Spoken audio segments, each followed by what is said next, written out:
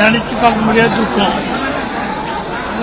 ஒரு நடிகை மட்டும் இல்லை, ஒரு குடும்பத்தில் ஐக்கியமான ஒரு நண்பன்.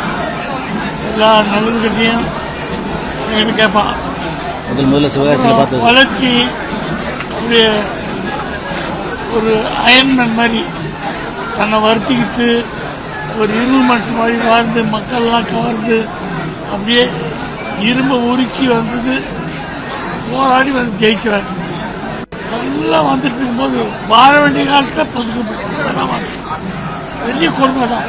எதுக்கு நினைச்சானோ நினைச்சது கிடைக்கும் போது அனுபவிக்க முடியும். கொடுமையான வாழ்க்கை. கலைஞனுக்கு இது கிடைக்கும் போது நல்லா எல்லாத்தையும் கவனிச்சுக்கணும். எனக்கு சொல்றதுக்கு இல்லை, ரோபோ போயிட்டான்னு சொல்றதுக்கு மனசு வரமாட்டது, ஆயிரத்து வரமாட்டது, ஆத்மா சாத்தியம். ரோபோசங்கர் அண்ணா எங்கள் வீட்டில் ஒரு ஃபேமிலி மெம்பர் தான். இந்த ஒரு சந்தோஷ நிகழ்வு நடந்தாலுமே முதல்ல நிற்கிறவர் அவர் தான். எதுவுமே எதிர்பார்க்காம ஃபஸ்ட்டு வீட்டுக்கு வந்து என்ன எதுவும் விசாரிப்பார். இப்போ கூட ஒரு ஃபங்க்ஷனுக்கு யாரெல்லாம் லிஸ்ட்டு போடும்போது ஃபஸ்ட்டு நேம் வர்றது ரோபோசங்கர் சாரோ ஃபேமிலி. உண்மையிலே ரொம்ப கஷ்டமாக இருக்குது. ஒரு ஆத்மா எல்லாம் போனது அந்த குடும்பத்துக்கு இன்னும் ரொம்ப அழுத்தம் கொடுக்கும். நல்ல இறைவன் அருளால் பெரிய ஆன்மா சாந்தி அடைந்து அவங்க தாத்தா அருள் அந்த பேரனு கிடைச்சி இனிமேலாவது அவங்க குடும்பத்தில் ஒரு சின்ன மகிழ்ச்சி பிறக்கட்டும். அவர் ஆன்மா சாந்தி அடைய உங்கள் சார்பாக நிறைய ரசிகர் சார்பாக வேண்டிக்கிறேன். ரோபோவோட டேலண்ட்டு எல்லாமே உங்களுக்கு எல்லாருக்குமே தெரியும். அதை விட ஒரு நல்ல ஒரு மனிதாபிமான ஒரு ஆளுன்னு சொன்னோன்னா அது ரோபோ சொல்லலாம். ஏன்னா பெரிய பெரிய கலைஞர்கள்லாம் மேலே வந்ததுக்கப்புறம் கூட நடித்த சக கலைஞர்களை யாருமே கண்டுக்க மாட்டாங்க. எனக்கு தெரிஞ்சு ரோபோ ஒருத்தர் தான் வா உனக்கு வேலை இல்லையா அப்படின்னு சொல்லி நிறைய வேலை இல்லாத ஒரு கலைஞர்களுக்கு ஃபோன் பண்ணி உனக்கு வேலை இல்லையா வா, நான் எனக்கு வர பேமெண்ட்டில் நான் உனக்கு அதில் ஒரு பாதி தரேன் அப்படின்னு சொல்லி எனக்கு தெரிஞ்சு எத்தனையோ கலைஞர்களை கூப்பிட்டு உதவி பண்ண ஒரு நல்ல ஒரு மனிதமனை உள்ள ரோபோ சங்கரை சொல்லலாம். இன்றைக்கும் அது ரொம்ப வருஷமாக அதை இன்னும் அது பண்ணிகிட்டு இருக்காப்புல. நேற்று வரைக்கும் அதை பண்ணிகிட்டு இருந்தாரு. ஸோ இப்படி ஒரு நல்ல கலைஞரை நாங்கள் இழந்துட்டோம். நானும் ரோபோ சங்கரும் நிறைய வெளிநாடுகள் நிறைய நிகழ்ச்சியெல்லாம் போயிருக்கோம். ஆனால் இன்னைக்கு ஒரு அருமையான நண்பனை இழந்துட்டோம்ன்றது ரொம்ப கஷ்டமாக இருக்கு.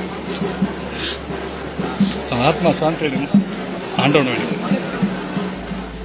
கலக்கப்போது யார் சீசன் 5ல் வந்தேன்.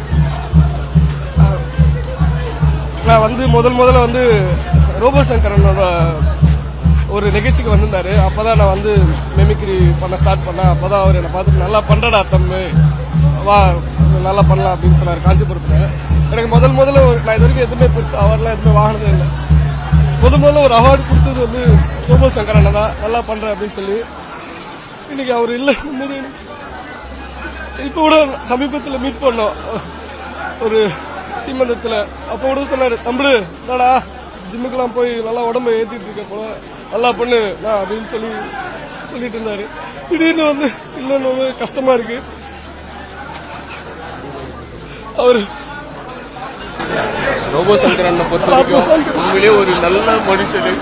இது வரைக்கும் யாருக்குமே ஒரு சின்ன குறை கூட சொல்ல முடியாத ஒரே மனுஷன் தான் அவர் மட்டும்தான். ஏன்னா எங்களா மாதிரி ஒரு ஏதோ ஒரு இடத்துல இருக்கிறவங்களையும் கூட்டு இந்த இடத்துல வைக்கிறது முடியல. அந்த மாதிரி அவங்கள பார்த்து தான் நாங்கள் இந்த இடத்துக்கே வந்தோம்.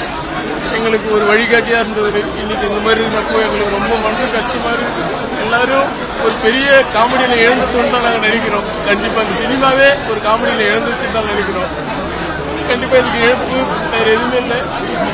கண்டிப்பா அவங்க ஆத்மா தாத்தியாடியே நான் கடவுள்கிட்ட வேண்டிக்கிறேன்.